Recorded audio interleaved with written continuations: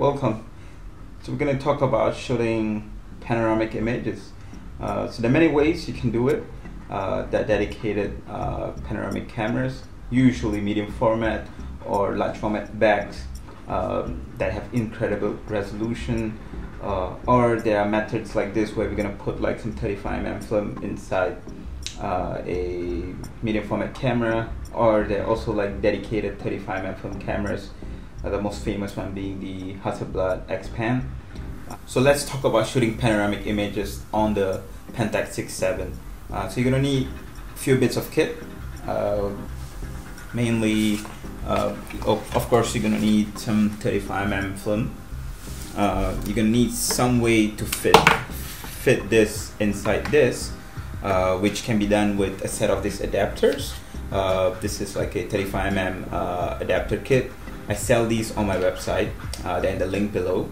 And then you're gonna need some way of masking so you can get your framing right. So the first bit is this thing goes in your viewfinder. It has 3 sections. The middle section is the cutout for your panoramic aspect ratio, and then the top and the bottom is where your sprockets are. So if you choose to shoot the film without any masks, you will get the sprockets exposed, which can be cool, or you can choose to just shoot the exact aspect ratio, and which is where this comes in. If you do not want the sprockets, you can have this kind of mask that goes behind the film, and it's just going to give you the right aspect ratio in there. Again, I sell these on the website. You can get them, but they could be also very easy to DIY. I think the more important bit is like having the adapter kit. So make sure that the film is properly lined up. Another thing to note is advancing the film. So of course, you know, when you shoot 1:2:0, it has a bit of backing paper, and as you wind up the camera before it gets to the first exposure, it does wind up quite a bit. And if you do that with just your normal 35mm roll, you're gonna waste a lot of frames just to get to the first exposure. So that techniques where you use a piece of paper. Famously, a lot of people use this technique where they take an old backing paper from a 1:2:0 film, like a used one or something that you maybe damaged, and then you carefully measure it, and then you stick it on to the paper on your film like this, and then basically you save a whole lot of wasted 35mm film roll, and you can get I think up to 18 to 20 exposures with this. So I'll talk about this, but also have an easier way of doing it, which is instead of measuring and like finding or wasting a proper roll of film, I've measured the dimensions and I've just cut up this strip, which will essentially just be attached here like this. So yeah, let's prepare the piece of film. You'll need this piece of paper that is 50 cm by 3.5 cm. Also there's a marking in the middle that is slightly off center that you will end up using to line up with the 220 mark inside the camera. So you'll need a piece of tape, any kind of packaging tape, anything you can secure the piece of paper to the film. You just carefully line it up and put it at the beginning of the roll, and then just secure it.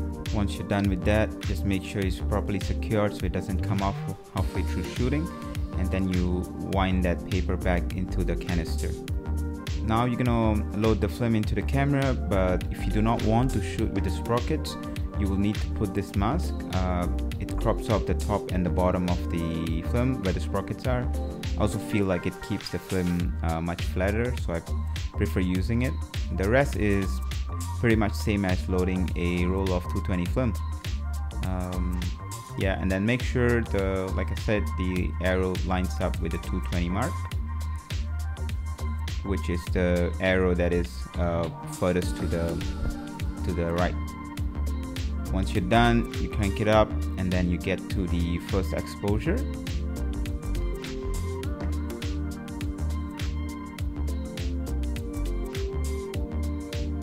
So before you go out to shoot, you will need to figure out a way to compose, and that's where the mask comes in handy. all you have to do is just remove the lens first, and then put the mask inside the viewfinder and put it back, and then you're ready to shoot. So let's go out. So the weather was good, so I went out for a ride and out into town, and then in the middle of town there was this exhibition where they had this giant inflated doll by the artist Cause, and which really attracted a lot of crowd, but the sun was out and there was nice reflections in the water and on the buildings, and there was lots of good light, so I was having fun. But it was just a bit too crowded for me. I just wanted to have less people so I could compose in peace. So I went out to the seaside spot, but of course, being Singapore, it started to rain, so I quickly exposed the rest of the roll taking photos of my bike. I came home and I developed it in Cinestill DF96, which makes it super easy to home develop, and in total, as you can see, I got 19 exposures, which was really great. I hope you enjoyed seeing this video. I had lots of fun and I'm going to use this technique more. Enjoy the rest of the photos. See you next time.